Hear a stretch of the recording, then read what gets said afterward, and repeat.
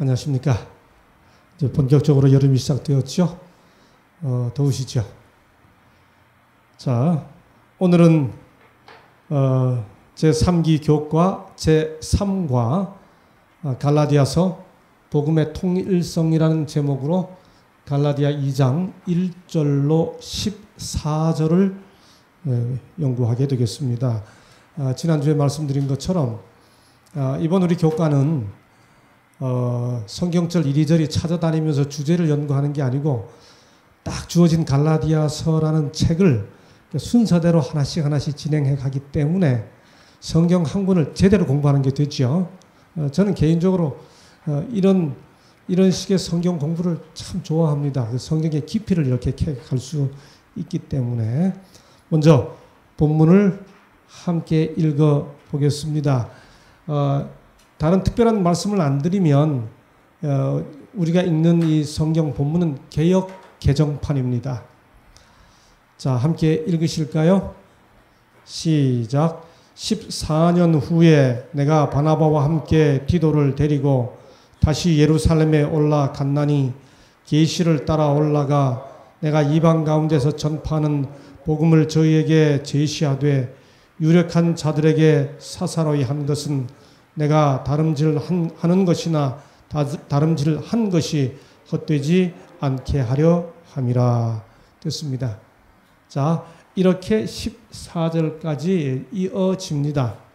이제 2장 1절부터 14절까지를 순서대로 함께 살펴보도록 하겠습니다. 그 전에 보시죠. 자, 갈라디아 2장 1절로 14절은 다음과 같은 구조로 이루어져 있습니다. 잘 읽어보시면 바울이 갈라디아 교회에 복음을 증거하기 위해 이전에 있었던 일 두 가지를 가지고 설명을 하는데 그 첫 번째 일은 2장 1절로 10절에서 바울이 예루살렘으로 가서 거기서 베드로와 다른 사도들과 친교했던 얘기고, 두 번째 이야기는 베드로가 안디옥으로 바울을 만나러 왔는데 그때 바울이 베드로를 면전에서 책망한 이야기입니다. 이번 주에 우리가 공부하는 범위는 크게 공간적으로 두 공간이 있습니다. 여러분, 초대교회 하면 두 교회입니다. 하나는 무슨 교회예요? 하나는 무슨 교회예요? 안디옥 교회입니다. 예루살렘 교회는 쉬운 말로 하면 무슨 교회예요? 유대인 교회인데 교회가 시작된 곳이니까 본부 교회입니다. 우리 저 회기동 교회 교우님들이 들으시면 반가워하시겠죠.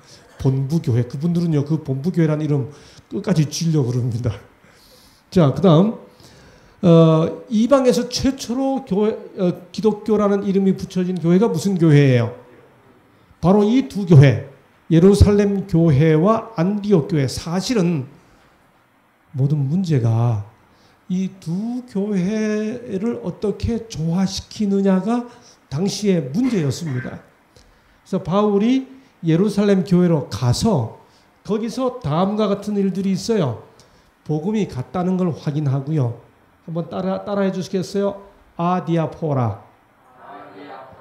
예, 여러분은 참 제가 우리 ABN에서 설명하기를 김상래 교수가 소박하고 아름다운 둔내 교회 교우들과 함께 교과를 진행합니다. 이렇게 설명해서 정말 둔내 교회는 소박하고 아름다운 교회예요. 제가 와봐도. 그런데 기왕에 여기서 설명하는 제가 신학생들을 가르치는 대학 선생이니까 신학 용어도 한번 좀 들어보세요. 한번 따라해 보세요. 아디아포라. 이게 무슨 말인지는 제가 조금 이따가 이제 진행해가면서 설명을 드리겠습니다. 또 예루살렘 교회에서 복음은 같은데 역할은 다르다. 이게 상호 존중이죠. 그 다음에 복음이 같고 역할이 다르니까 그렇지만 함께 사업을 협력하자 하는 이야기가 갈라디아 2장 1절부터 10절 내용입니다. 그 다음에 이번에는 베드로가 안디옥 교회로 가서 바울을 만났는데 바울이 베드로를 면책하죠. 사건은 식사 자리가 있고 거기서 외식. 여러분 외식이란 단어만 들으면 누구 생각이 나세요? 어떤 사람들 생각나세요? 바리새인. 그런데 이번에는 이 외식이라는 말을 듣게 되는 대상자가 그 사람이 다른 사람이 아니고 베드로입니다. 그래서 연약한 인간의 모습을 확인하게 되고요. 복음을 위해서 바울이 어떤 용기를 냈는지가 나타나고 복음을 위해 베드로가 어떻게 겸손했는지가 나타납니다. 그래서 오늘 우리가 이번 주에 공부하게 되는 본문의 범위는 갈라디아 2장 1절로 14절인데 이런 구조를 가지고 있다는 사실을 큰 그림으로 머릿속에 먼저 간직해 주십시오. 장면이 두 장면입니다. 어디 교회요? 예루살렘 교회에서. 그 다음 어디? 와, 이거 하나만 들어도 벌써 오늘 공부하게 되는 본문 구조가 머릿속에 이렇게 들어오죠. 네. 자, 기억절입니다. 함께 읽으시겠습니다. 시작. 마음을 같이하여 같은 사랑을 가지고 뜻을 합하여 한 마음을 품어. 빌립보서 2장 2절 외우기도 쉽습니다. 장절도 똑같고. 자, 이제 1절 2절을 공부해 보겠습니다. 다시 읽죠. 14년 후에 내가 바나바와 함께 디도를 데리고, 잘 보십시오. 내가 바나바와 디도와 함께가 아니에요. 내가 바나바와 함께, 세 사람이 가는데 표현이 조금 다르죠. 바나바와 함께 디도를 데리고, 왜 이렇게 표현했을까? 의미가 있어요. 그 다음 다시 예루살렘에 올라갔나니, 다시라는 말이 있는 것으로 보아 이전에 한 번 이상 갔다 온 거죠. 그죠? 갔나니 계시를 따라 올라가. 여러분, 바울이 수많은 곳을 방문했지만 매번 계시를 따라 갔다는 말 없어요. 그런데 이번 경우는 계시를 따라 갔다고 표현하고 있어요. 이거 의미가 있습니다. 올라가 내가 이방 가운데서 전파하는 복음을 저희에게 제시하되 유력한 자들에게 사사로이 한 것은 공개적으로 한번 하고 유력한 분들에게는 개인적으로 따로 했어요. 하고 내가 지금 다름질하는 것이나 전에 다름질한 것, 즉 현재나 과거에 다 복음을 위해 달린 것이 헛되지 않게 하려 함이라. 자, 이제 이 1절과 2절의 의미를 하나씩 살펴보도록 하십시다. 먼저 언제 후에 예루살렘에 갔다고요? 그 14년이 언제부터 14년일까? 바울이 회심한 이후 14년일까?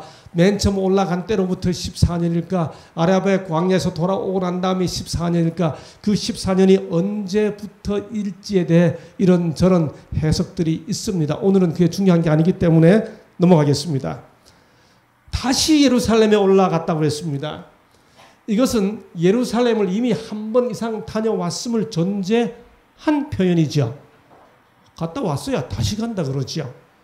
그럼 바울이 회심한 이후에 다메섹으로 가는 도중에 주님을 만나고 회심하고 다메섹에 가 있었잖아요. 그리고 안디옥 교회를 돌보기 시작했었죠. 그 이후에 바울이 도대체 예루살렘을 몇 번이나 갔을 것 같습니까? 잘 모르시죠? 사도행전을 읽어보면, 사도행전에 보면 바울이 예루살렘 방문한 것이 기록되어 있는데 적어도 갈라디아서를 기록할 때 즈음에 3번쯤 방문했을 것이 확인됩니다. 사도행전 9장 26절은 1차 방문입니다. 갈라디아 1장에 나오는 그 내용하고 통하는 구절이죠. 회심한 지 3년 후에 베드로를 만나기 위해 사도행전 9장 26절을 보면 한 번 갔었고요.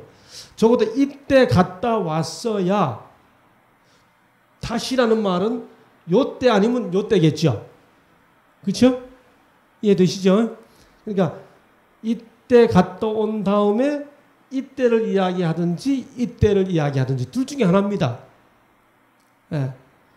꼭 두 번째, 세 번째라는 말이 없이 그저 다시라고 했기 때문에 두 번째이든 세 번째이든 그 중에 하나인데, 어떤 사람들은 이거다라고 말하고 어떤 사람들은 내용상 세 번째다. 다양한 설명들이 있습니다. 잘 보세요. 올라갔는데 누구와 함께 갔어요? 누구와 함께요? 여러분, 바나바는 어디 교회 지도자입니까? 잊어버리셔도 괜찮아요. 자꾸 잊어버리시니까 목사들이 여러분에게 자꾸 반복해서 가르쳐 드리는 겁니다. 바나바가 어디 교회 지도자였죠? 제가 그 전에 어디에서 안디옥 교회로 왔어요? 예루살렘 교회에서. 안디옥의 최초로 기독교 그리스도인이라는 이름이 불려지니까 바나바가 예루살렘 교회에서 와가지고 안디옥 교회를 치리하죠. 그렇죠? 자, 그런데 여기 보니까 바울이 바나바와 함께 당시에 유력한 지도자였습니다. 사도행전 13장 1절, 지난주에도 제가 설명해 드렸습니다만 안디옥 교회 지도자들을 설명하면서 바나바가 맨 처음에 언급됐었죠. 바나바와 함께 예루살렘 교회로 가는데, 여러분 사도행전에 보면 바울과 바나바 사이에 유명한 사건 있죠. 뭐예요? 네. 우리가 유명한 두 목사님들이 함께 선교사업 하는 거 보고 감동을 받았는데, 사도행전에 보면 바나바와 바울이 뭐 하는 사건이 나와요? 다퉈가지고 누구 때문에? 마가 때문에. 마가는 누구 조카예요? 바나바 조카입니다. 두 분이 다퉈가지고 서로 피차 갈라서는 이야기가 나오죠. 그런데 여기 보니까 바나바와 함께 예루살렘에 갔다고 하는 것으로 보아 아직은 바나바와 헤어지지 않은 때지요. 그렇죠? 여하튼 같이 올라갑니다. 자, 그런데 바나바와 함께 두 지도자예요. 그러니까 바울과 바나바가 함께 같은 입장에서 누굴 데리고요? 디도를 데리고. 왜 이렇게 표현했을까 하는 거죠. 디도를 데리고 갔다. 여러분, 디도는 원래 안디옥 교회에서 신앙생활 하다가 예루살렘으로 지금 올라가는, 안디옥 교회 출신으로 예루살렘으로 같이 갑니다. 지금 갈라디아 2장 1절에 보면. 그런데 바울이 쓴 편지에 보면 바울이 디도를 참으로 사랑했던 것을 확인할 수 있어요. 그 내용이 다 고린도 후서에 나옵니다. 보세요. 내가 내 형제 디도를 만나지 못함으로 내 심령이 편치 못하여. 그 다음 보세요. 비천한 자들을 위로하신 하나님이 디도의 옴으로 우리를 위로하셨으니, 디도가 오니까 우리가 위로가 된다 그 말입니다. 고린도 교회에서 우리의 받은 위로 위에 디도의 기쁨으로 우리가 더욱 많이 기뻐하면, 디도가 기뻐하면 우리가 또 위로를 받고 우리도 기뻐져요. 또 너희를 위하여 같은 간절함을 디도의 마음에도 주시는 하나님께 감사하노니. 그다음 여기 보세요. 바울이 말하기를 디도로 말하면 나의 동무요 너희를 위한 나의 동역자요. 그러니까 바울이 디도를 굉장히 뭐라 그럴까요? 의지하고 믿고 있는 모습을 확인하게 되죠. 그렇죠? 자, 그래서 우리가 이런 디도 때문에 바울이 훗날 디도 앞으로 보낸 편지가 있죠. 그게 뭡니까? 네? 디도서. 디도서의 주인공이 바로 이 갈라디아 2장에 나오는 바로 그 디도입니다. 그래서 보시면 같은 믿음을 따라 나의 참 아들 디도에게 편지하노니 그렇게 했죠. 그리고 내가 너를 그레데에 떨어뜨려 둔 이유는 부족한 일을 바로잡고, 바울이 그레데에 전도 갔는데 이 그레데는 바닷가이기 때문에 사람들이 아주 좀 거칠었어요. 그래서 교회가 아주 힘들기 때문에 바울이 디도에게 맡겨놓고 거기다 떨어뜨려 놓은 겁니다. 그리고 교회 좀 잘 돌봐라 이렇게 했습니다. 자, 그렇기 때문에 바울은 이 디도에게 굉장한 어떤 의미를 가지고 바나바와 함께 누굴 데리고? 디도를 데리고 어디로 갔다는 거예요? 예루살렘으로 갔다. 그런데 그 다음에 이 디도 이야기가 계속 이어집니다. 근데 올라갈 때 어떻게 올라갔다고요? 2절입니다. 뭘 따라 올라갔어요? 계시를 따라 올라갔어요. 이게 무슨 뜻일까? 계시를 따라 올라가서 그다음에 유력한 자들에게, 힘 있는 자들에게 사사로이 한 것은, 이 개인적으로 한 것은 왜 올라갔어요, 바울이? 14년 후에 예루살렘에 왜 올라갔어요? 그 14년 후가 회심한 때로부터 14년이든 아라비아 광야에서 돌아온 이후에 14년이든 여하튼 14년 후에 바울이 전도를 하고 선교 여행하고 난 다음에 예루살렘을 갔는데 예루살렘에 왜 올라갔어요? 예. 그 다음에 사실 내용이 나오거든요. 그 목적이 나오는데 올라간 것은, 가서 또 그 유력한 자들을 만난 것은 내가 다름질하는 것이나 지금 선교 여행하는 것이나 다름질한 것이, 전에 선교 활동한 것이 뭐하지 않게? 헛되지 않게. 예.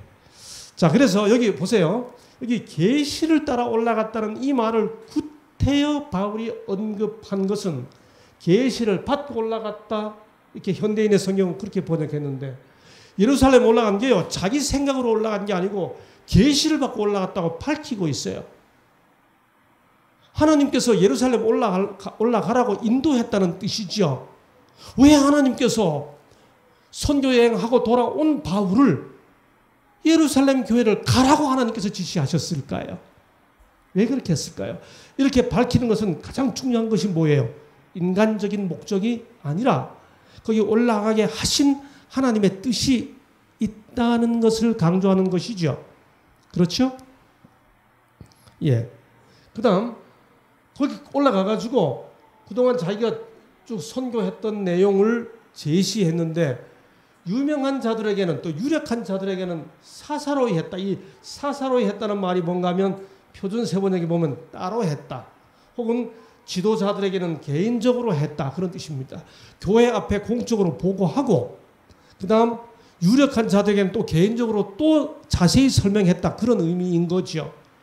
이렇게 자기가 선교 활동한 것을 교회에다 공적으로 보고하고, 또 유력한 자들에게는 따로 개인적으로까지 보고를 한 것은 선교 활동이 뭐하지 않도록, 헛되지 않도록 했다.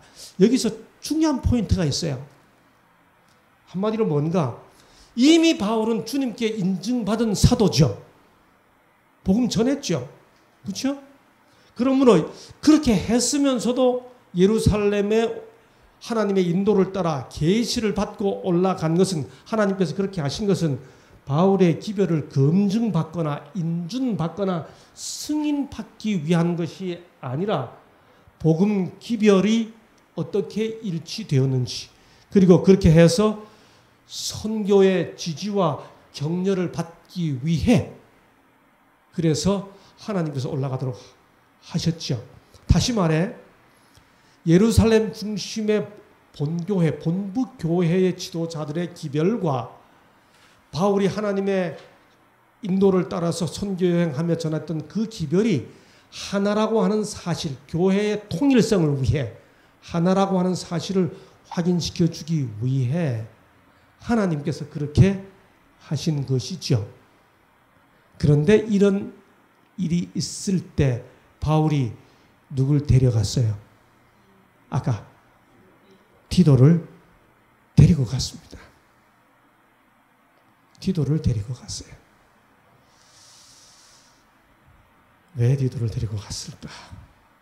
사실 그 예루살렘 이 갈라디아 교회에 온 거짓 교사들의 주장은 먼저 바울의 사도권이 시원찮다 하는 것이었죠. 그래서 지난주, 그 지난주에 공부한 대로 바울은 자기의 사도권이 주님께서 직접 주신 것이라는 걸 아주 큰 목소리로 이렇게 증명했었죠.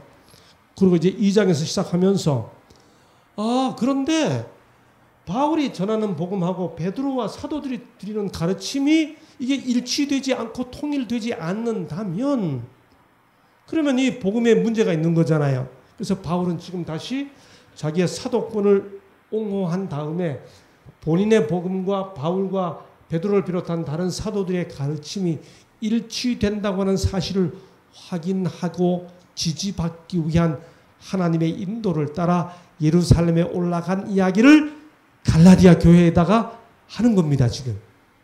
그렇죠? 갈라디아 교회에다 그 내용을 보내는 거예요.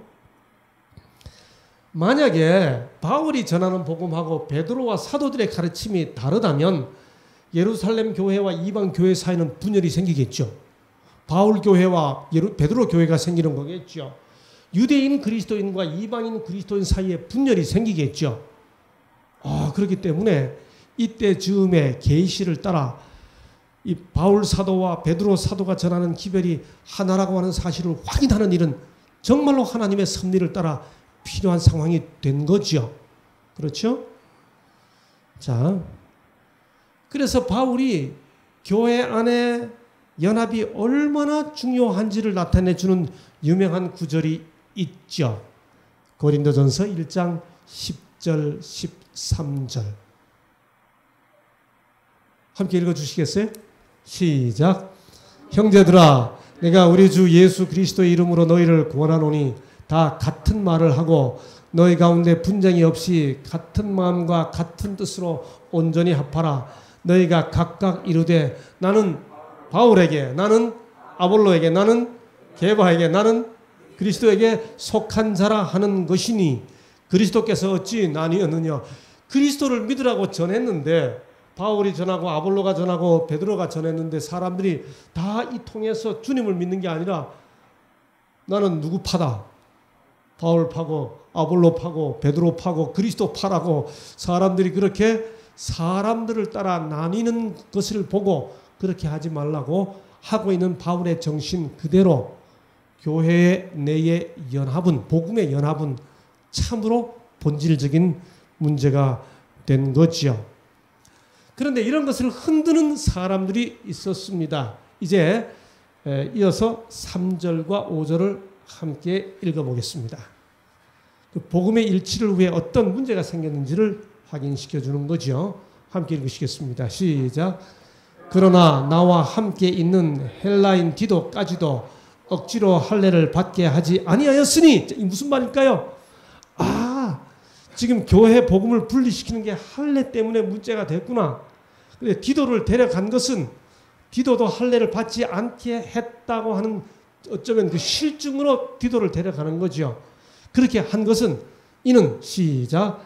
가만히 들어온 거짓 형제들 때문이라. 그들이 가만히 들어온 것은 그리스도 예수 안에서 우리의 가진 자유를 엿보고 우리를 종으로 삼고자 함이로되 그들에게 우리가 한시라도 복종하지 아니하였으니 이는 복음의 진리가 항상 너희 가운데 있게 하려 함이라. 뭔가 다른 이론을 주장한 거죠. 근데 그때 이슈가 뭐가 되었나? 자, 조금 전에 읽었던 그 구절을 조금 이해하기 쉽도록 하기 위해 표준 세번역으로 제가 다시 한번 읽어보겠습니다.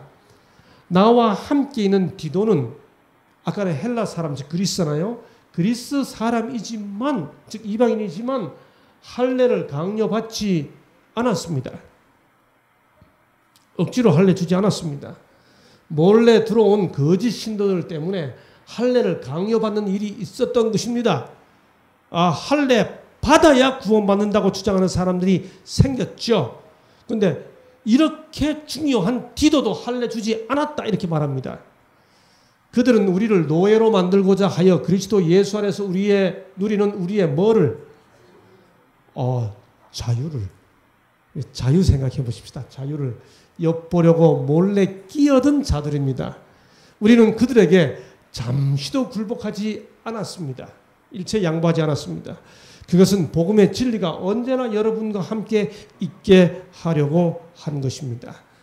할례가 문제가 됐습니다. 어떤 사람들이 와가지고 우리가 지난 시간 잠깐 공부한 것처럼 그 바울 형제가 그리스도를 믿어야 된다는 거 잘 가르친 거 맞습니다. 여러분, 그런데 유대인들은 할례하면 그들이 최고로 자부심을 느끼는 거예요. 이거 버리라는 건 너무너무 엄청난 일입니다. 그러니까 예수님을 잘 믿되 어떻게 할례를 안 받고도 구원받을 수 있습니까? 예수를 믿되 할례도 받아야 하는 겁니다. 이제 이렇게 하기 시작하니까 이 말을 들은 사람들이 그럴듯하거든요. 넘어가기 시작한 겁니다. 마음을 빼앗기기 시작하는 거죠. 예.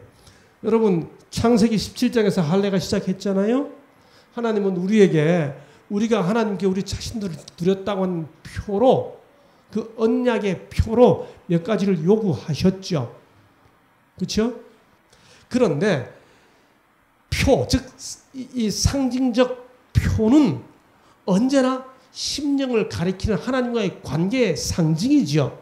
그래서 이미 구약 그때부터 뭐라고 말했어요? 신명기에서부터 너희는 마음에 어디에 할례를 행하고 이게 신명기 10장 16절에 30장 6절에 보면 하나님께서 우리의 마음에다 할례를 새겨 주실 것이다. 30장 6절에 그렇게 말씀하셨어요. 그러니까 몸에 새기는 할례가 진정한 할례가 아니고 그것은 심령에 새기는 할례가 참된 할례라고 하는 사실을 이미 구약에서 이야기하고 있죠. 예레미야 4장 4절 함께 읽어보십시다. 시작. 너희는 스스로 할례를 행하여 너희 뭘 베고 이게 몸 가죽만 베는 것으로 할례를 받는 게 아니고 무슨 가죽을 베라고요? 마음 가죽을 베고 나 여호와께 속하라. 예레미야 4장 4절에서 이미 구약에서 할례는 어떻게 행하여야 하는지를 이미 설명했죠. 그런데 유대인들은 이 의미는 잊어버리고 몸 할례, 몸에 가죽을 베는 것만으로 그들이 다른 사람들하고는 다르다고 하는 표로 확인한 겁니다. 그래서 바울 시대가 되었을 때 유대인들은 그 할례를 그의 민족적, 종교적 우월성의 상징으로 여겼습니다. 그래서 예수님 오시기 한 150년 전 유대인들이 독립운동을 할 때 어떤 아주 과격한 독립운동가들은 유대 민족뿐만 아니라 그들이 지배하는 주변 민족 사람들에게까지 다 할례를 받아야만 된다고 강요했었습니다. 그래서 심지어 뭐라고 말했는가 하면 할례를 받은 사람들은 지옥에 가지 않는다 하는 속담까지 생겨났습니다. 구원 비자. 미국 가는 사람들이 얼마나 영주권 받고 비자 받고 싶어 하는지 아세요? 이게 하늘나라 구원 비자처럼 할례를 생각한 겁니다. 이렇게 생각하는 유대인들에게 바울이 뭐라고 전하고 다닌 거예요? 네? 유대인들은 이렇게 생각하는데 바울은 지금 뭐라고 전하고 다니는 겁니까? 구원받는 데 있어서 할례는 필요 없다라고 전하니까 유대인들이 내려와서 이게 무슨 소리냐? 예수를 믿되 할례도 받아야 한다 하는 주장을 하기 시작한 거죠. 자, 그러면 바울이 할례에 대해서 뭐라고 말했는지 한번 성경절을 읽어봅시다. 로마서 2장 28절 29절. 표면적 육신의 할례가 아니라 할례는 어디에 할지니? 마음에 할지니. 두 번째, 할례자도 믿음으로 말미암아 무할례자도 믿음으로 말미암아 의롭다 하실 하나님은 한 분이시니. 그러니까 할례 받으면 구원 못 받는다 그랬어요? 할례자도 믿음으로 구원받. 할례 받았기 때문에 구원받는 게 아니고 믿음으로 구원받고, 할례 안 받은 자도 뭘로요? 믿음으로 구원받아요. 또 볼까요?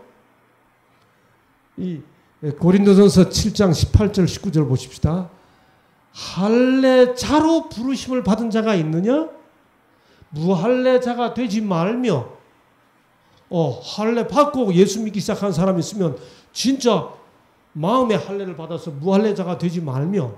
그다음 무할례자로 부름을 받은 자가 있느냐? 몸에 할례 안 받고 주님을 믿기 시작한 사람이 있느냐? 그러면 할례 받지 말라.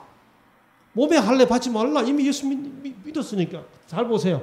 할례 받는 것도 아무것도 아니고 할례 받지 아니하는 것도 아무것도 아니로되 그러니까 할례라고 하는 문제는 전혀 주님을 믿는 신앙의 문제에 있어서 어떤 문제가 아니라는 거예요. 본질적인 문제가 아니라 받는다고 문제 있는 게 아니고 안 받는다는 거 안 받아도 문제 있는 게 아니고 받을 사람은 받고 안 받은 사람은 안 받은 채로 하나님을 잘 섬기고 그 문제지요. 여러분 그러면 과연 바울은 어떤 사람에게 할례를 줬을까요? 안 줬을까요? 디도에게는 절대로 안 줬다 그랬죠. 그런데 바울이 어떤 경우에 할례를 준 경우가 있을까요? 없을까요? 누구에게? 디모데에게. 바로 그겁니다.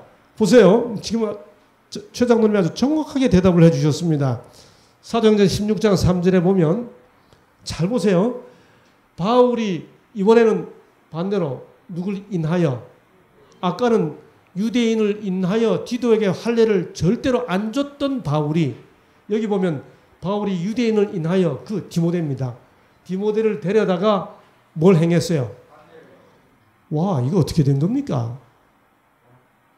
아까는 디도를 인하여 일부러 디도를 데리고 가서 절대로 할례를 행하지 않았던 바울이 사도행전 16장에 보니까 디모데를 유대인을 데려다가 유대인 때문에 디모데를 데려다가 할례를 행했어요. 그 부치는 헬라인이니까. 그렇죠? 바울이 이랬다가 저랬다가 하네요. 이거 어떻게 이해해야 합니까? 갈라디아서에 나타난 디도에게 할례를 주지 않은 이 경우를 어떻게 이해해야 합니까? 여러분, 바울은 절대로 할례 자체를 반대한 게 아닙니다. 할례는 줄 수도 있고 안 줄 수도 있어요. 그렇죠? 바울이 절대로 반대한 게 뭔가 하면 여기 잘 보세요. 어떤 사람들이 유대로부터 내려와서 형제들을 가르치되 너희가 모세의 법대로 할례를 받지 아니하면 능히 구원을 받지 못하리라고 하는 것을 반대하는 겁니다. 할례를 받아야만 구원받는다고 하고 기도를 할례 주면 거봐 바울도 할례를 줘서 구원받는다고 하잖아 라고 하는 경우이기 때문에 복음을 위해 절대 할례를 안 주는 거예요. 이해되시죠? 그렇죠? 지금 초대교회 복음의 질서를 위해 이 경우에는 할례를 주면 이걸 인정하는 상황이 되는 겁니다. 어차피 할례는 줘도 되고 안 줘도 되는 문제예요. 그렇죠? 사도행전 16장의 경우하고 구분되는 게 이해되시죠? 여러분 아까 제가 말씀드렸던 아디아포라 논쟁 따라해 주시죠. 아디아포라. 이 아디아포라라는 이 신학 용어 이게 논리학 용어인데 이건 무슨 뜻인가 하면 대수롭지 않은 것들이란 뜻이에요. 본질적으로 중요하지 않은 것들이란 뜻입니다. 이래도 저래도 아무래도 괜찮은 것들이란 뜻이에요. 이런 것들 가지고 목숨 걸고 싸우는 말싸움, 논쟁을 아디아포라 논쟁이라고 합니다. 무슨 말인가 하면 이래도 되고 저래도 되는 것들을 가지고 그런 것들을 근본 목적이나 필수 조건으로 강조해서 뭐 이래야 된다고 막 서로 싸워가지고 서로 상대방을 속박하고 그 결과 분열이 생기고 갈등을 발생시키는 그런 논쟁을 아디아포라 논쟁이라고 그래요. 여러분 이런 게 교회에 기독교에 적용되면 무슨 일이 생기는가 하면 성경에서 명하지도 않았고 금하지도 않은 행동들을 두고 이래야 되느냐 저래야 되느냐 계속 싸웁니다. 교회 경험이 많은 사람일수록 교회에서 아디아포라 논쟁을 잘 하는 경향이 있다는 거죠. 한번 예를 들어 보죠. 교회에 신발을 벗고 들어가야 되나 신고 들어가야 되나. 어떤 교회 이거 심각한 문제입니다. 이거 아디아포라 논쟁이에요. 또 어떤 게 있어요. 단상에서 기도할 때 무릎 꿇고 해야 되나 서서 해야 되나.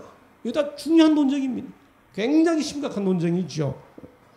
여러분 예배 교회에서 찬미할 때 찬미가에 수록된 찬미만 해야 되나 아니면 다른 그런 건 하면 안 되나. 이거 굉장한 논쟁입니다. 어떤 분들은요. 아버지 우리를 축복하소서 이렇게 말하면 그거 못 견디합니다. 이 축복이란 단어가 빌축자 복자잖아요.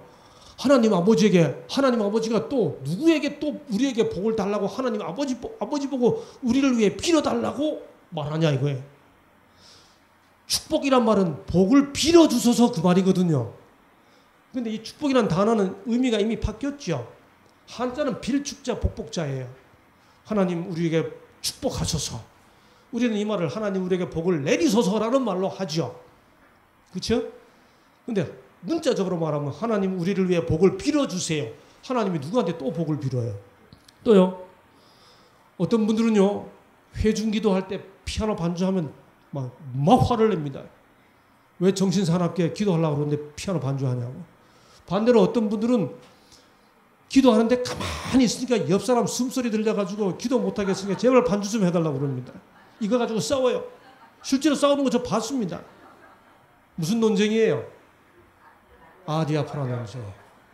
이거 가지고 여러분 어떤 교회는요 멀쩡히 잘 되던 교회가 교회 건축하고 그 다음에 헌신해가지고 그랜드 피아노 사가지고 놓고 그 다음에 교회가 분리됐어요. 그랜드 피아노를 오른쪽에 두느냐 왼쪽 두느냐 가지고 싸우기 시작해가지고 교회가 갈라졌다고 그러잖아요. 네. 설교단 어떤 교회 싸우는 거 실제로 봤습니다. 설교단 뒤에다가 저렇게 지금 뭐 사회자석, 기도자석 저 의자 뒤에다 놔야 되느냐 안 놔야 되느냐. 그건 놔야 되지 않냐고 주장하는 분들 옛날부터 있었는데 수십 년 동안 있었는데 무슨 미국 교회도 있는데 또 어떤 분들은 그 뒤에 앉아가지고 사회자가 올라가가지고 말이지 앉아가지고 졸기나 하고 다리나 꼬고 앉아있고 도대체 은혜가 안 된다고 다 치워버리라고 그럽니다. 그러고 싸워요. 무슨 논쟁? 아디아포라 논쟁. 이게 교과책에 없는 내용들 제가 첨가했습니다. 산상보훈에 보면 자기 자신의 행위로 구원을 얻고자 노력할 때 사람들은 필연적으로 죄에 대한 방벽으로 인간적인 부당한 요구 조건들을 쌓아 올리게 된다. 율법을 지킬 수 없음을 알기 때문에 스스로 규칙들과 규정들을 만들고 거기에 억지로 따르려고 할 것이다. 이 모든 것은 마음을 하나님에게서 떠나 자기에게로 돌이키게 한다. 하나님의 사랑이 마음에서 사라짐과 아울러 동료 인간에 대한 사랑도 소멸된다. 많은 부당한 요구 조건을 가진 인간이 고안한 제도는 그 주창자로 하여금 상술한 인간의 표준에 미달하는 모든 사람을 비판하게 한다. 자기가 표준 만들어 놓고 그 표준 안 이루면 비판한다는 거죠. 이기적이며 편협한 비판의 분위기는 고상하고 관대한 마음을 억누르며 사람들로 하여금 자기중심의 판단과 마음이 좁은 정탐꾼이 되게 한다. 어쩌면 이렇게 정말 산상보훈의 말씀을 주셨습니다. 복음의 자유를 자기가 만든 인간적 규정으로 억제하지 말라는 거죠. 당시 할례가 이런 역할을 할 수 있었기 때문에 바울은 디도를 데려가서 디도에게 할례를 주지 않은 겁니다. 그렇죠? 여러분 이분은 성 어거스틴입니다. 어거스틴이 한 유명한 말이 있습니다.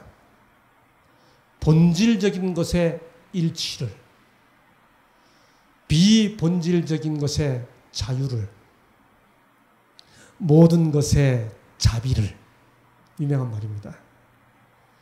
In essentials, unity. In non-essentials, liberty. In all things, charity. 참 멋진 말이에요.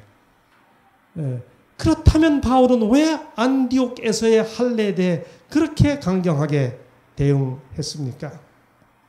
이렇게 한 것은 우리의 가진 자유를, 이 자유, 그리스도 안에서 형제를 위해 안 하는 자유입니다. 사실 자유를 보고 복음의 진리가 항상 너희 가운데 있게 하려 함이라. 이해되시죠? 이때 만약에 양보해 버리고 나면 할례를 받아야 구원받는다는 것이 되어버리기 때문에. 그래서 바울은 뭐라고 말해요? 이 한 예입니다. 우상? 나는 아무것도 아니라고 생각해. 우상 없다고 생각해. 뭐 우상 그 있다고 생각하고 제사 음식 그건 그렇게 생각하는 사람이 뭐 우상 섬기는 것이. 나는 우상 아예 없다고 생각하기 때문에 우상 제물에게 바쳐진 고기 나 그거 아무것도 아니고 그냥 먹을 수 있다고 생각해. 그러나 그 자유를 가졌지만 내가 그렇게 하는 것은 내 자유지만은 혹시 우상 제물을 우상에게 바쳐진 거라고 생각하고 못 먹는 형제가 그걸 먹는 나를 보고 믿음의 시험을 받고 구원받는데 방해가 된다면 나는 뭐 하지 않겠다. 영원히 고기를 먹지 않겠다. 이 자유입니다. 할례 별거 아니지만 받아도 되고 안 받아도 되지만 뒤도 할례 주면 이거 보고 할례를 받아야 구원받는구나 생각하기 때문에 절대로 디도에게 할례 안 주겠다라고 생각한 거죠. 영원히 고기 안 먹겠다라고 하는 것과 같은 맥락에서 선택한 것입니다. 여러분, 그래서 우리의 신앙이 정말 본질적인 것으로 이제 들어가야 되는 거죠. 그렇죠? 그러니까 알맹이로 들어가서 우리의 심령에 와 닿는 신앙생활을 해야 되겠죠. 자, 이제 6절로 10절입니다. 제가 조금 빨리 읽겠습니다. 유력하다는 이들 중에 본래 어떤 이들이든지 내게 상관이 없으며 하나님은 사람의 외모를 취하지 아니하시나니 저 유력한 이들은 내게 의무를 더하여 준 것이 없고 베드로 같은 사람도 자기에게 뭘 더하라고 한 게 없다는 거죠. 도리어 그들은 내게 무할례자에게 복음 전함을 맡은 것이 베드로가 할례자에게 맡음과 같은 것을 보았고 베드로에게 역사하사 그를 할례자의 사도로 삼으시니가 또한 내게 역사하사 나를 이방인의 사도로 삼으셨느니라. 또 기둥같이 여기는 야고보와 게바와 요한도 내게 주신 은혜를 알므로 나와 바나바에게 무슨 악수를 하였으니 와, 이 말이 너무 중요합니다. 친교의 악수를 하였으니 이방인에게로 우리는 이방인에게로 바울과 바나바는 그들은 할례자에게로 가게 하려 함이라. 우리에게 가난한 자들을 기억하도록 부탁하였으니 이것은 나도 본래부터 힘써 행하여 왔노라. 무슨 말이에요? 베드로가 전한 복음, 사도들이 전한 복음과 바울이 전한 복음은 같았다는 걸 확인한 거죠. 그런데 알고 보니 베드로는 누구를 위한 사도? 할례자들을 위한 사도, 유대인들을 위한 사도. 우리는 같은 복음의 역할이 다르다. 결론이 멋있겠죠. 와, 그런 의미에서 갈라디아 2장 1절로 14절은 참 중요합니다. 서로 존중하면서 선한 연합을 하게 된 거죠. 이렇게 해서 예루살렘 사도들은 이방인을 향한 바울의 복음 사역을 인정하게 된 거죠. 복음 안에서 통일을 이루게 된 것입니다. 바울은 유대인을 향한 예루살렘 사도들의 복음 사역을 인정하게 된 거죠. 같은 복음을 가지고 역할이 달랐구나. 정리하겠습니다. 복음은 통일되고 사역은 함께 읽어보시죠. 시작. 복음의 통일성과 사역의 다양성, 이게 핵심입니다. 복음은 하나이지만은 봉사와 사역은 다양하다고 하는 것, 이걸 인정해 준 것이 갈라디아 2장에 나오는 복음의 핵심적 내용입니다. 자, 그래서 그들이 마침내 뭘 하게 됐다고요? 신교의 악수를 하게. 요즘 악수, 세계적으로 악수가 지금 이슈가 되고 있죠. 미국 대통령 트럼프 대통령이 다른 나라 이 대통령들을 만날 때 하도 세게 잡아가지고 프랑스 젊은 대통령이 같이 세게 잡았다고 하는 게 아주 뉴스거리잖아요.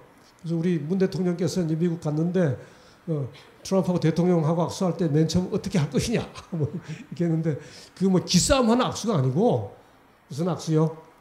친교의 악수. 네. 바울과 사도들의 악수였죠. 예루살렘과 안디옥의 악수였습니다. 유대인과 이방인의 악수였죠. 이 악수를 통해 초대교회가 둘로 나누어지지 않고 한 진리 안에서 하나로 서게 된 것입니다. 이 친교의 악수가 우리 개교회 안에서도 교회와 교회 사이에서도 계속해서 이어져야 되겠죠. 거룩한 말씀에 굴복하는 자들은 조화를 이루게 될 것이다.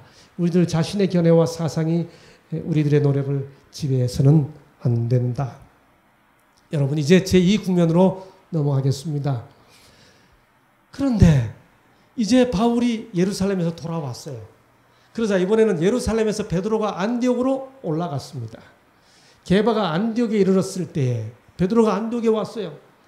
무슨 일이 있어요? 책망할 일이 있기로. 여러분, 이때 베드로가 요한복음 21장에서 회심한 이후입니까? 이전입니까? 예수님을 3번 부인했다가 베드로가 철저하게 회심한 이후죠.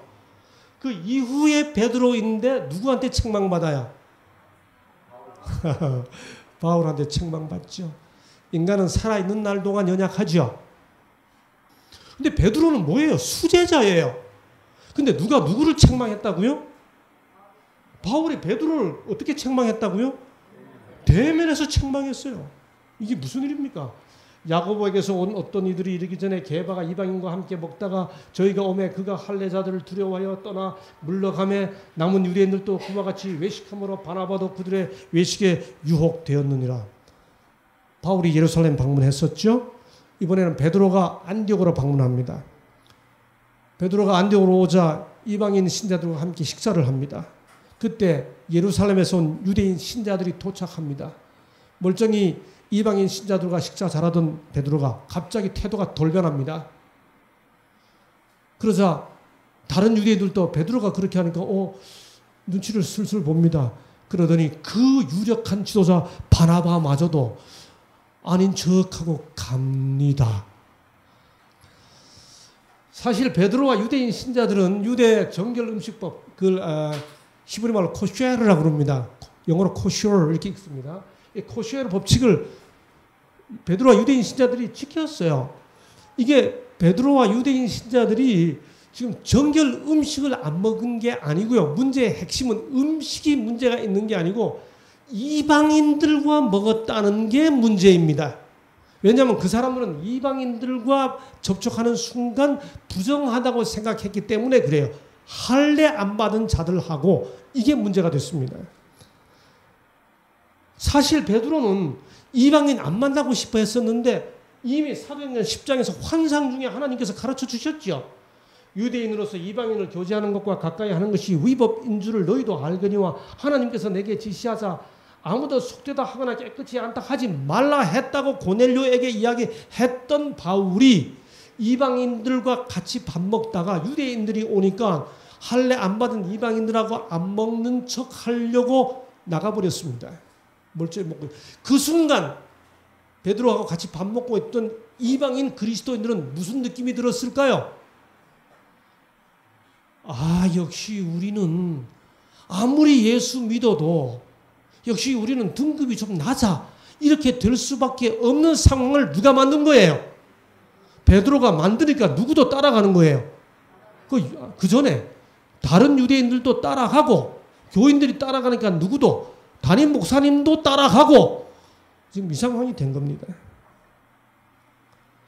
동족 유대인들을 의식한 나머지 그렇게 됐죠. 이것을 본 이런 베드로의 행동을 본 바울은 이 행동의 의미를 어떻게 이해했습니까? 외식했다고 이야기했죠. 이 외식이라는 단어가 히포크리시스라고 합니다. 이 히포크리시스라는 이 말에서 외식, 위선이라는 단어가 왔습니다. 영어로 히포크리트라고 하는 단어가 바로 여기서 왔어요. 이 외식, 위선, 겉과 속이 다른 거죠. 이중생활하는 거죠. 사람뿐 아니라 하나님까지도 기만하는 거죠. 우리 교과 해설에서 이런 표현을 썼습니다. 저자가 하나님의 사랑과 용서가 절실하여 겸손하게 무릎을 꿇고 울며 탄원해야 정상인데 마치 아무 문제가 없는 양 성인 군자의 가면을 쓰고 교회를 오가는 우리 재림교인들은 어쩌면 다 외식하는 사람일 수 있습니다. 사람의 시선이 아니라 오직 하나님의 시선에 비친 자신의 모습만을 가지고 살아갈 수는 없을까요? 예. 바울은 지적했습니다. 좋은 게 다 좋은 건 아니죠. 바울이 왜 그런 반응을 보였을까요? 사실 바울은 사도 중에 지극히 작은 자였습니다. 그런 바울이 기둥 같은 베드로에게 그렇게 한 이유는 뭘까요? 여러분, 유대인 남자들이 아침에 일어나면 하나님께 기도하는 감사기도 3가지 내용이 있었습니다. 그 첫 번째가 뭔지 아세요? 네? 저를 종이 되지 않게 해주셔서 감사합니다. 두 번째, 저를 유대인으로 태어나서 해주셔서 감사합니다. 셋째, 저를 여자 되지 않게 해주셔서 감사합니다. 이게 유대인 남자들이 기도하는 세 가지 감사 기도예요. 여러분 그런데 갈라디아 3장 28절을 보세요. 너희는 유대인이나 헬라인이나 종이나 자주자나 남자나 여자 없이 다 그리스도 예수 안에서 하나이니라. 이거 유대인 남자들이 기도하던 그 기도를 다 뒤집어 놓은 말입니다. 이게 바울의 사상인데 베드로가 지금 이걸 깨뜨리고 있는 것이죠. 행동으로 깨뜨리고 있는 것이죠. 그렇기 때문에 베드로가 복음을 위해 책망하는 겁니다. 베드로의 행위는 복음 기별에 대한 부정이었습니다. 이방인 신자들로 하여금 2등급 신자를 면치 못한다는 암시를 준 거지요. 유대인 신자들과 교제하려면 할례를 받아야 한다는 압력을 준 것입니다. 그래서 바울이 책망한 거죠. 이 막내 사도가 대선배를 향해 내가 유대인답게 살지 않으면서, 우리말로 하면 당신이 이랬겠죠. 당신이 유대인답게 살지 않으면서 어찌하여 억지로 이방인을 유대인답게 살려고 합니까? 아마 그렇게 했겠죠. 이것은 뭐예요? 복음을 위한 바울의 용기였습니다. 여러분, 베드로가 이렇게 한 이유가 뭐예요? 누가 왔기 때문에 그렇게 했어요? 네? 누가 오니까 그렇게 했어요? 유대인 신자들이 오는 걸 보고 그렇게 했죠. 심리학에서 집단 압력이라는 말이 있습니다. peer pressure라고 합니다. 혹은 사회적 동조라고 합니다. social conformity라고 합니다. 혹은 다른 말로 동조 압력이라고 그래요. 혹은 동료 집단 압력이라고 하고 또래 압력이라고도 합니다. 이걸 솔로몬 애쉬라는 사람이 발견했다고 그래서 애쉬 효과라고도 합니다. 이게 뭔가 베드로와 바나바도 쉬운 말로 집단 압력, 즉 집단 압력에 의한 애쉬 효과에 굴복한 거죠. 여러 사람이 하니까 어쩔 수 없이 따라한다는 말입니다. 출애굽기 23장 2절에 보면 다수를 따라 악을 행하지 말라고 그랬습니다. 또 다수를 따라 부정당한 증거를 하지 말라고 그랬습니다. 애쉬 효과입니다. 다른 사람들이 다 아닌데도 예스 하니까 1 더하기 1은 2가 아니고 다 3이라고 3 하니까 이 사람은 1 더하기 1이 2인데도 자기도 3 하는 겁니다. 이게 애쉬 효과예요. 집단 압력입니다. 예, 그래서 다 까만데 혼자 파랗게 되는 일이 너무너무 힘든 거예요. 초등학교, 고등학교 때 친구들이 다 노란색 체육복 입고 나가는데 혼자 빨간색 체육복 입고 나가는 게 너무 힘든 것하고 똑같은 상황입니다. 우리는 몇 주 전에 우리 정진성 목사의 그 학생 전도회 때 이런 영상 본 적이 있습니다. 자, 한번 보세요. 시간 좀 지났지만 보겠습니다. Test subject in our hidden camera experiment. And here she is, right on time for her 12 o'clock appointment. Hi, how are you doing? 네, This woman thinks she's here for a 12시 free eye 예약하고 exam. 옵니다. Have you been here before? No, it's my first time. 네, What she doesn't know is 사실 that everyone else in this 이 room is 사람들은 working 다 for us. 제작진하고 With you 짠 in just a couple 사람들이에요. minutes. 이 사람은 Today, 아무것도 we're running 모르고 an experiment 왔습니다. on social conformity, and the test 예, starts now. 그 기다립니다. 갑자기 띵 하고 이제 벨이 울리니까 사람들이 다 These 일어납니다. people sure did. 왜 일어나지 하고 쳐다보죠.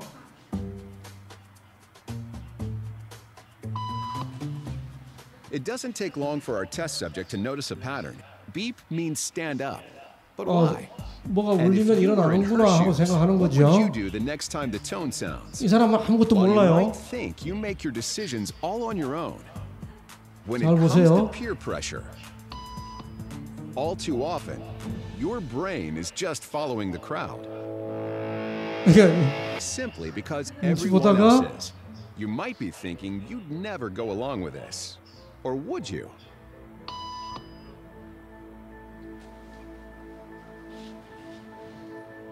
마지막에 어떻게 하나 봅시다. After just 3 beeps, and without knowing why 세 she's 번 만에 doing it, 자기도 this woman 남들이 is now 일어서니까 따라서 conforming 일어서지요. perfectly to the group. Ash effect. 예, 이렇게 해서 But what 일어섰다 happens if we 일어섰다 take the 합니다. group away? 그러면 여러 사람들이 있을 때 그러는데 이제 한 사람 한 사람 다 들어갑니다. 차례로. 그럴 때마다 일어섰다 앉았다. 그 다음에 계속 일어섰다 앉았다 합니다. 잘 보세요.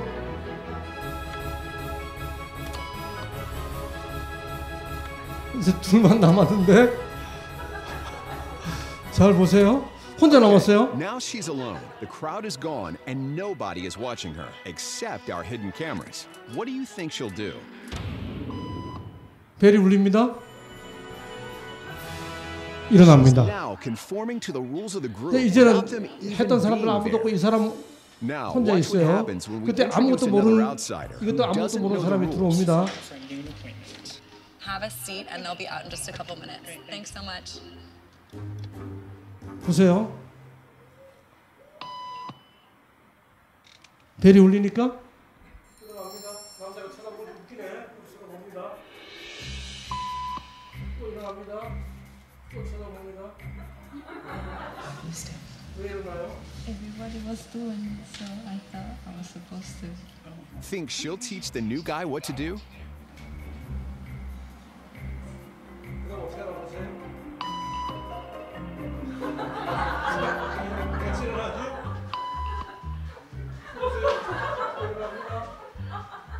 We kept the cameras rolling as more 여자는 unsuspecting 어떻게 patients 될까요? arrived. 아무 상관없는 사람들이에요, 사실. 근데 이 사람 어떻게 하나 보세요. 둘이 일어납니다. 이 여자 황당하죠? 또 따라 일어납니다. And slowly 네? but 이 surely, 사람 어떻게 될까요? 여러분 이렇게 해서 이게 다 what 그냥 began as a random rule for this woman 보세요. has now become 다 the 일어납니다. social 그다음에 오는 norm for 사람들. everyone in this waiting room. 그래서 이게 하나의 법이 돼가는 Here to 거예요. explain what's going on in their brains 아무 is 이유도 Jonah Berger 모르고 of the University of Pennsylvania. 사람들이 그렇게 했다는 것 하나만으로 법이 돼 가는 겁니다. 우리는 베드로의 모습에서 중요한 교훈을 배웁니다. 최고로 인정받는 사람도 큰 실수를 저지를 것이다. 인간 대리자에게 부여된 책임들이 많으면 많을수록 명령하고 통제하는 그의 지위가 높으면 높을수록 그가 만약 주의 길을 조심스럽게 따라가지 않으면 사람들의 지성과 감정을 왜곡시키는 일에 그는 틀림없이 더욱더 큰 해독을 끼친다. 베드로는 안디옥에서 확고한 원칙 위에서 행동하지 않았다. 바울은 그의 파괴적인 가마를 정면으로 가로막아야만 했다. 이것이 기록되어 있는 것은 그것으로 말미암아 다른 이들도 유익을 얻게 하려 함이 없다. 바울은 용기를 낸 것입니다. 여러분 여기서 성경을 읽어보시면 이 바울의 책망을 들은 베드로가 어떤 반응을 보였는지가 성경에 전혀 기록되어 있지 않아요. 맞죠? 바울의 책망을 듣고 베드로가 어떻게 했을까요? 이 사람 참 버릇없네 했을까요? 갈라디아에는 반응이 없지만은 우리는 베드로가 바울의 책망을 어떻게 받아들였는지 짐작할 수 있는 힌트가 하나 있습니다. 그게 지난번 베드로후서 마지막 안식일에 우리 공부했고 지난주에 공부했던 베드로후서 3장 15절 16절입니다. 여러분 갈라디아서 기록 연대는 학자들이 AD 49년에서 56년이라고 그러고요. 베드로후서 기록 연대는 AD 63년에서 70년이라고 그럽니다. 그러니까 갈라디아 기록 연대를 아무리 늦게 잡고 베드로후서 기록 연대를 아무리 빨리 잡아도 분명한 사실은 베드로후서가 갈라디아보다 나중에 기록됐습니다. 그러므로 갈라디아에 기록된 사건 이후에 베드로가 바울에 대해 언급하면서 뭐라고 말할까 보세요. 우리가 사랑하는 형제 바울도 다른 성경과 같이 편지를 썼다고 바울을 표현합니다. 그러니까 그 사건 이후에도 베드로가 바울을 뭐라고 표현해요?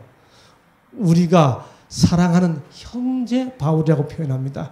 이것이 의미하는 바는 베드로가 바울의 책망을 복음을 위해 겸손하게 받아들였음을 의미해 주는 것이죠. 정리하겠습니다. 이번 본문은 복음 선교를 위해 하나님께서 바울을 계시로 예루살렘에 인도하셨고 바울은 복음을 지키려고 할례를 거절했고 복음의 일치 안에 안디옥 교회와 예루살렘 교회가 친교의 악수를 나누었고 복음 안에서 서로 다른 역할을 존중하고 복음을 위해 바울은 용기를 내어 베드로를 책망했고 베드로는 복음을 위해 겸손하게 그 책망을 수용한 아름다운 모습을 오늘의 본문 속에서 확인하게 되었습니다. 이 본문이 주는 귀한 교훈들이 우리 삶에 적용되는 삶을 살아가도록 함께 기도하는 우리 모두가 되었으면 좋겠습니다. 기도하겠습니다. 아버지 하나님, 우리에게 말씀을 주셔서 감사합니다. 갈라디아 2장 1절로 14절에 나타나 있는 바울과 베드로를 둘러싼 초대교회의 귀중한 교훈을 말씀으로 살펴보았사오니 이 교훈이 우리 삶 속에서 적용되어 복음이 주는 자유와 일치와 통일을, 그러면서도 봉사의 다양성을 너그럽게 존중해가는 우리 교회들이 될 수 있도록, 우리 개인들이 될 수 있도록 역사해 주시옵기를 예수님 이름으로 간절히 기도하옵나이다. 아멘.